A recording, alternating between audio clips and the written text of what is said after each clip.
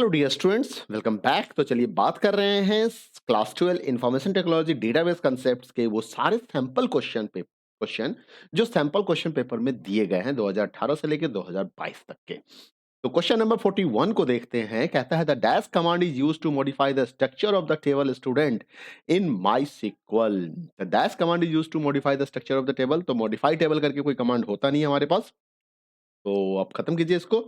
उसके बाद देखते हैं ऑल्टर टेबल कमांड। तो आंसर तो यही होगा। अब कई बार आप कंफ्यूज मत कर जाइएगा, सिर्फ ऑल्टर लिखा हो और ऑल्टर टेबल भी लिखा हो तो आपको ऑल्टर टेबल वाले ऑप्शंस को लेना है। हाँ, अगर मान लीजिए आपके सामने ऑल्टर टेबल लिखा ही हुआ नहीं है, सिर्फ ऑल्टर दिया हुआ है और कोई ऑप्शन दिख नहीं रहा है, नॉन ऑफ दिस नहीं है, नॉन ऑफ अबव नहीं है, तो ऐसे केस में आप उसको भी सेलेक्ट कर सकते हैं, बट अभी नहीं करेंगे।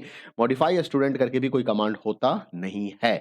ठीक है, नेक्स्ट क्वेश्चन को देखते हैं। कंसीडर अ टेबल फैक्ट्री, ठीक है, and Rima wants to calculate the average productions of year 2008 to 2012. Okay, help her select the correct SQL command for it.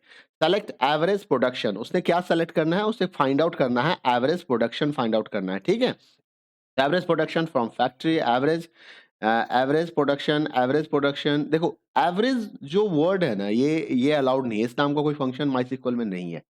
सम से सम ऑफ द प्रोडक्शन आ जाएगा, तो हमारे पास जो सबसे लास्ट ऑप्शन बचा है ना, that is the correct answer, क्योंकि एवीजी यूज होता है। एवरेज बोलते हैं लेकिन लिखते एवीजी है, तो इस चीज का ख्याल रखना है।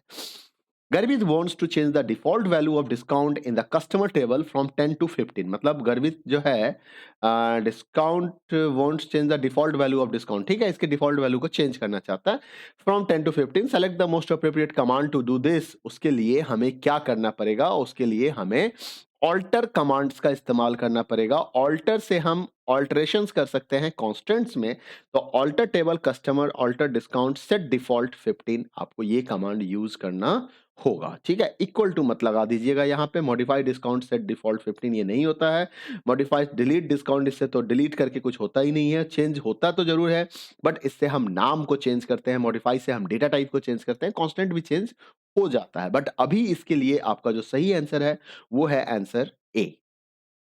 44th क्वेश्चन को देख लीजिए। Consider a table coaching having field city name enrolments. Shikhar wants to display the data of the above table in ascending order of enrolments. Choose the correct query and queries from the following. तो यहाँ पे आपको ascending order में दिखाना है। तो ascending order में दिखाना है और किसके बेसिस पे दिखाना है जरा सा फिर से देख लें। इन असेंडिंग ऑर्डर ऑफ एनरोलमेंट्स पे दिखाना है। ठीक है, तो star from coaching, select star from coaching, order by enrolments ascending, enrolments ascending. ठीक है, यहाँ पे select star from coaching, order by enrolments descending, इसको भूल जाइए क्योंकि असेंडिंग ऑर्डर में दिखाना था। Select star from coaching, order by enrolments, order by enrolments ये भी सही है, ये भी सही है। Select star from coaching, order by enrolments ascending, इसको भी भूल नहीं, लिख सकते हैं, नहीं नहीं लिख सकते हैं। तो सिर्फ 1 एंड 3 असेंडिंग ऐसा वर्ड हम यूज नहीं करते हैं। तो हमारे पास जो सही आंसर हो गया वो हो गया both 1 and 3 are correct. Question number 45. Geeta wants to know the usage of null in MySQL. Help her to choose the which of the following case null value cannot be assigned to the column admission number when admission number is 0। मतलब null value कब assign नहीं, मतलब कहने का अर्थ है कि help us to choose which of the following case null value cannot be assigned to the column admission number। तो कहता है कि when admission number is zero, when admission number is not known में आप नल वैल्यू देते हैं। वह आपके पास एडमिशन नंबर जब नॉट अवेलेबल होता है तब भी आप नन देते हैं, नल देते हैं। एडमिशन नंबर नॉट अप्लीकेबल होता है तब भी आप नल वैल्यू देते हैं। तो जब एडमिशन नंबर जीरो होगा तो ऐसे केस में हम नल वैल्यू नहीं देंगे। ठीक है, क्योंकि जीरो एक वैल्यू है, नल का मतलब जीरो नहीं होता है। ये मतलब एक्चुअली क्वेश्चन आपसे ये जानना चाह रहा था। Which of the following is not an advantage of DBMS approach? All the data is stored at one place, there is no repetition of the same data। Which of the following is not an advantages? ठीक है, there is a single copy of data that is accessed and updated by the user। The DBA can provide security and database controlling users database access right। Designing the database application, writing application program is time consuming process। ऐसा कोई advantage नहीं होता है, तो option D इसका सही जवाब है।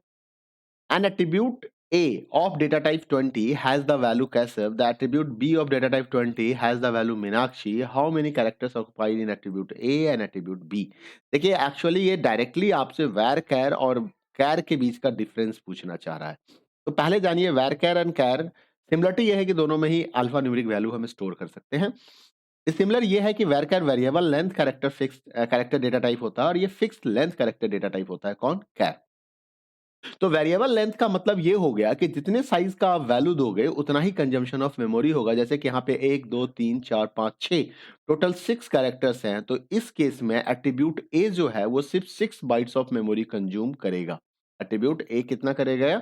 एट्रीब्यूट ए जो है वो हमारा सॉरी एट्रीब्यूट ए 6 बाइट्स मेमोरी कंज्यूम करेगा। ठीक है।